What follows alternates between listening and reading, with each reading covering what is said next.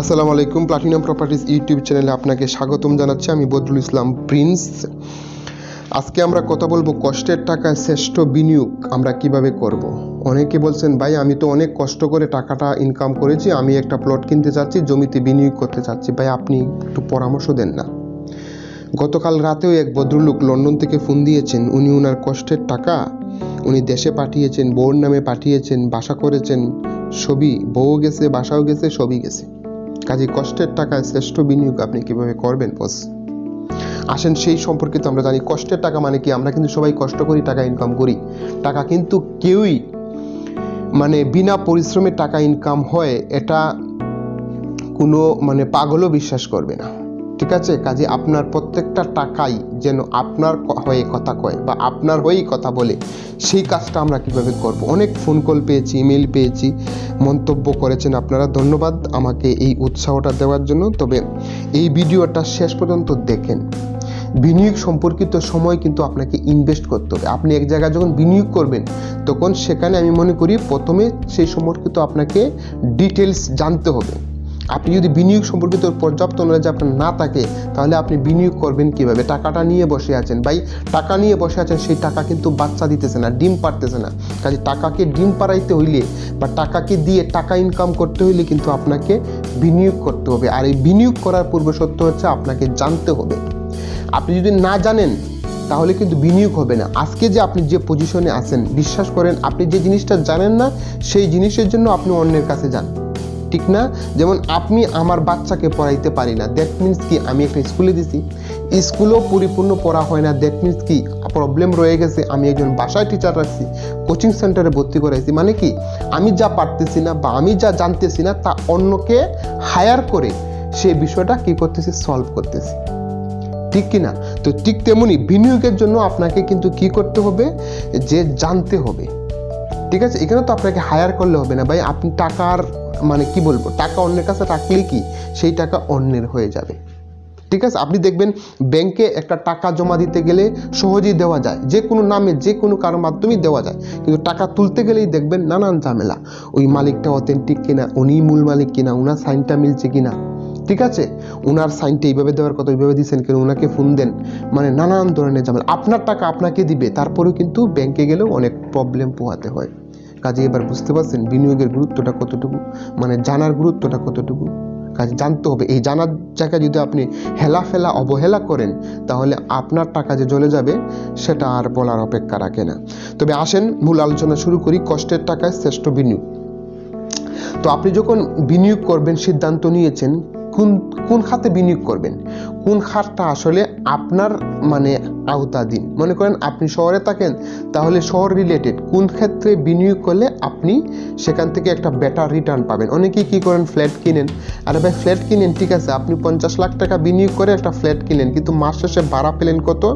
10 থেকে 12,000 বা 15,000 বা সর্বোচ্চ 20,000। কিন্তু এই 50 লাখ টাকা দিয়ে একটা দোকান কিনেন, সেখান থেকে দেখবেন আপনি আরও বেশি বিনিয়োগ কিন্তু পাবেন, বাট টাকাটা রিটার্ন পাবেন।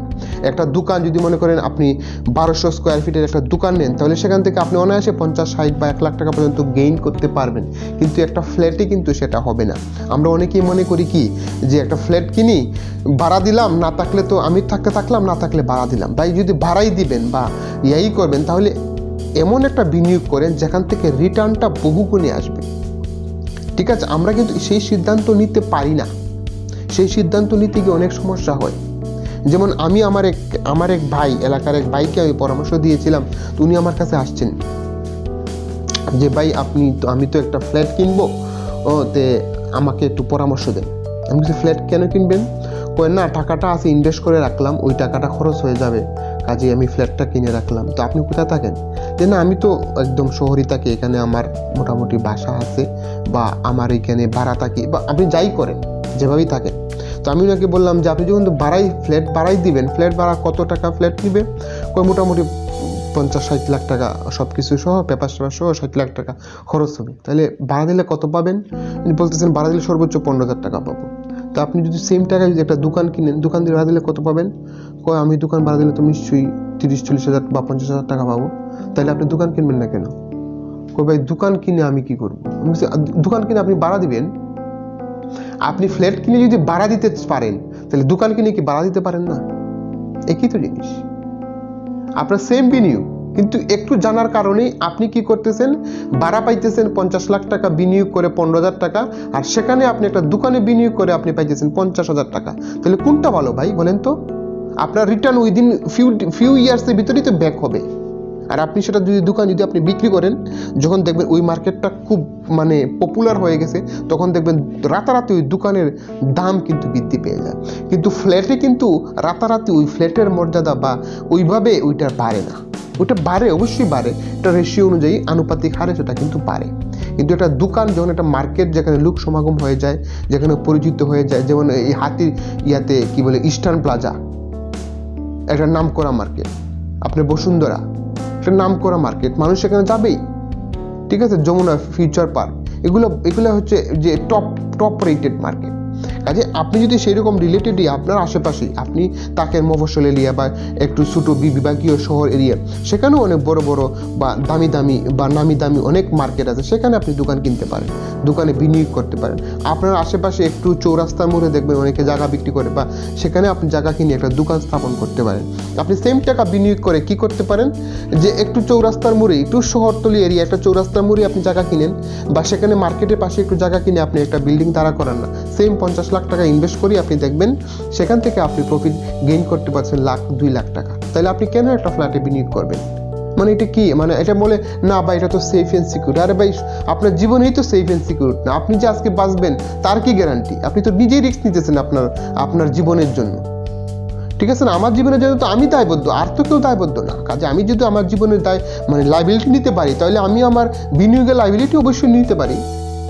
এতটুকু প্রবলেম তোমাকে সলভ করতেই হবে, ঠিক না? আমি মাসে মাসে 1-1.5 লাখ টাকা ইনকাম করব, আমি প্রবলেম সলভ করব না, তাহলে তো ভাই হবে না, ঠিক না? কাজে আপনাকে বুঝতে হবে টাকায় আপনি কি করবেন, ফ্ল্যাট কিনবেন, প্লট কিনবেন, নাকি জমি কিনবেন, নাকি দোকানে বিনিয়োগ করবেন, এবং কোন জায়গায় বিনিয়োগ করলে একটু রিস্ক নিলেও আমি মানে বেশি প্রফিট গেইন করতেছি।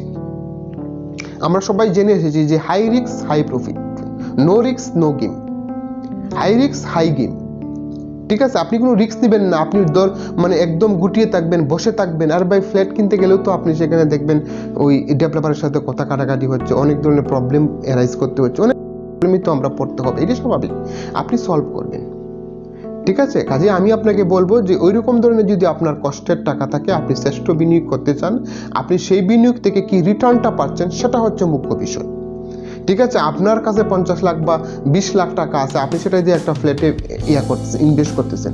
এখন আপনি অনেকেই বলবেন যে ভাই আমি যে চৌরাস্তার মোড়ে বা শহরতলিতে জায়গা কিনে দোকান করব, আমার কাছে এট এ টাইম এত টাকা নাই। এত টাকা তো আপনার লাগবেও না, আপনি তো প্রথমে একটু জমি কিনবেন, তারপরে সেখানে মার্কেট করবেন। আপনি স্টেপ বাই স্টেপ করেন। আপনি তো ফ্ল্যাটও আজকেই কিনতে পারবেন না, একদম রেডিমেড ফ্ল্যাট হলে সেটা ভিন্ন কথা। কিন্তু আপনি যদি চান যে আপনি একটা ফ্ল্যাটে বুকিং দিবেন, দেন আফটার 3 ইয়ার্স আপনি ইনস্টলমেন্টে দিয়ে তারপরে উঠবেন, ভালো কথা। ওই টাকাটাই, সেম টাকাটাই আপনি গ্রামে বা একটা শহরতলি এরিয়ায় বিনিয়োগ করেন, জায়গাটা কিনেন, সেখানে একটা দোকান করেন বা সেখানে একটা মার্কেট করে দেন, স্টেপ বাই স্টেপ করেন। আপনি যখন জায়গা কিনে ফেলবেন, তখন আপনি সেই জায়গা দেখায় ব্যাংক থেকেও তো লোন পাবেন, বা আপনার চাকরি আছে সেখান থেকেও তো আপনি লোন নিয়েও তো এটা করা সম্ভব, ঠিক আছে না? স্টেপ বাই স্টেপ করেন, সেটার জন্য আপনাকে সময় দিতে হবে। সেই সময় কিন্তু অবশ্যই আপনি জানবেন, বুঝবেন, ঠিক আছে? আমার এই চ্যানেলে অনেকগুলো ভিডিও আছে, আপনি ফ্ল্যাট নাকি প্লট কিনবেন, জমিতে বিনিয়োগ করবেন নাকি প্লটে বিনিয়োগ করবেন, কোন মানে আবাসিক না বাণিজ্যিকে বিনিয়োগ করবেন, সেই রিলেটেড ভিডিওগুলো দেখে আপনার কি মতামত সেটা আমাকে জানান, বা আপনি কি প্রবলেম ফেস করতেছেন সেটা নিয়ে আমাকে লেখেন। আমি প্রপার্টি এক্সপার্ট, ঠিক আছে? এই দীর্ঘ 15 বছর যাবৎ আমি এই সেক্টরে ইনভলভ, কাজে আমাকে সাথে শেয়ার করতে পারেন। আমি আপনাকে অবশ্যই মূল্যবান পরামর্শ দিয়ে হেল্প করতে পারবো। যদি আপনার মনোভূত হয় আপনি যেটা রিসিভ করবেন, মনোভূত না হলে করবেন না, ঠিক আছে? আমি সবাইকে বলি যে আমি আপনাকে যে কথাগুলো বলতেছি, আমার কথাগুলো যে আপনাকে মানতে হবে সেটা কিন্তু তা না। আপনি কি করেন, আপনারও তো নিজস্ব মতামত আছে, বা আরও অনেকে এই রিলেটেড অনেক ভিডিও বা অনেক বই আছে যেখান থেকে আপনি নলেজ অ্যাকোয়ার করে আপনি আপনার সঠিক সিদ্ধান্ত আপনি নেবেন। আপনি যদি মনে করেন না ভাই আমি এত রিস্ক না জামাতে নাই, আমার মানে হাই রিটার্নের প্রয়োজন নেই, আমি একটা ফ্ল্যাট কিনে নিরাপদ থাকবো, কিনেন। তবে কেনার আগে অবশ্যই ডেভেলপারকে, যে ল্যান্ডলর্ড, তাদের সাথে কথা বলেন, জায়গাটা দেখেন, জায়গাটা ব্যাংকের কাছে দায়বদ্ধ কিনা, মর্টগেজ কিনা, সেটাও আপনি খেয়াল রাখেন। এখন অনেকেই আমাকে আরেকটা ভিডিওতে বলেছিলাম, অনেকেই আমাকে প্রশ্নগুলো করেছেন যে ভাই যে ব্যাংকের কাছে মর্টগেজ কিনা বা ব্যাংকের কাছে তারা ঋণ নিয়েছে কিনা সেটা কিভাবে জানবেন? সেটা সবচেয়ে সহজ উপায়, সেটা হচ্ছে যে আপনি যে ফ্ল্যাট বা দোকান বা যাই কিছু আপনি কি করবেন, মানে বুকিং দিবেন, তারা কিন্তু আপনাকে অরিজিনাল কাগজের ডুপ্লিকেট কপিগুলো মানে ফটোকপিগুলো দিবে। যখনই আপনি বলবেন যে ভাই আপনার যে ল্যান্ডলর্ড জমিটার যে আসল বা জমির অরিজিনাল দলিলটা দেখান, তারা কিন্তু অরিজিনাল দলিল দেখাতে বাধ্য। যদি না দেখাইতে পারে বা কোনো সমস্যা হয়, তখনই বুঝবেন এই দলিল দিয়ে তারা ব্যাংকের কাছ থেকে মর্টগেজ নিয়েছে। কারণ ব্যাংকের কাছ থেকে ঋণ নিতে গেলে আপনাকে অরিজিনাল দলিল, অরিজিনাল যে মাঠ ফর্সা বা যেটাই হোক আপনার, তারপরে খাজনা রসিদ, খাজনার ডিসিআর ফি, ঠিক আছে, এগুলা কিন্তু ব্যাংক কর্তৃপক্ষ রেখে দেয়। কাজে এগুলো আপনাকে তারা দেখাতে পারবে না, বা আপনাকে যখন এই কথাগুলো যখন বলবেন, ওরা আপনাকে বলবেন আজকে না কালকে, এরকম আপনাকে ঘুরাতে থাকবে। কাজে আপনি কিন্তু সেই সমস্ত কিছু ডকুমেন্ট যাচাই বাছাই করে আপনি কিনবেন। আমি সবসময় বলি, জায়গা জমি প্লট ফ্ল্যাট সবই হচ্ছে গলার মালা। যদি আপনি মানে প্রয়োজনীয় কাগজপত্র ডকুমেন্ট যদি যাচাই বাছাই না করে কিনেন, এগুলা কিন্তু আপনার গলার কাটা হবে ভাই। তখন আপনি খেতেও পারবেন না, গিলতেও পারবেন না, ঢুকাতেও পারবেন না, আপনি পড়বেন মহা সমস্যায়। শুধু আপনি না, আপনার এন্টায়ার পরিবার পড়বে মহা সমস্যায়। কারণ আপনি সমস্যাগ্রস্ত মানে কি? আপনি তো মাথা, পরিবারের মাথা আপনি না, আপনি। কাজে বাকি সবাই কিন্তু সমস্যাগ্রস্ত। কাজে আপনার ঘুম হবে না, খাওয়া হবে না, আপনার বিনোদন হবে না, আপনার ছেলে মেয়েদের লেখাপড়ার উপর এফেক্ট পড়বে। কাজেই ভেবে চিন্তে সিদ্ধান্ত নিয়ে, আমি কিন্তু আপনাকে ডিমোটিভেটেড করতেছি না, বা এতে ভয় পাওয়ার কিছু নেই, রিস্ক আপনাকে নিতেই হবে। তবে আপনি কাগজপত্রগুলো সম্বন্ধে জানবেন, এই সম্বন্ধে কেস স্টাডি করেন, এই সম্বন্ধে জানেন কি কি জিনিসগুলো প্রয়োজন, কোন কোন ডকুমেন্টগুলো সম্বন্ধে আমাকে একদম হাফেজ বা মাস্টার হতে হবে। ঠিক আছে, মাস্টার হতে হবে। এই রিলেটেড অনেক ধরনের ভিডিও আমার এই চ্যানেলে আছে, আপনি দেখে আসতে পারেন। আমাকে সময় দেওয়ার জন্য। আর আপনার কষ্টের টাকায় শ্রেষ্ঠ বিনিয়োগ হোক, এটাই আমার অন্তরের কামনা।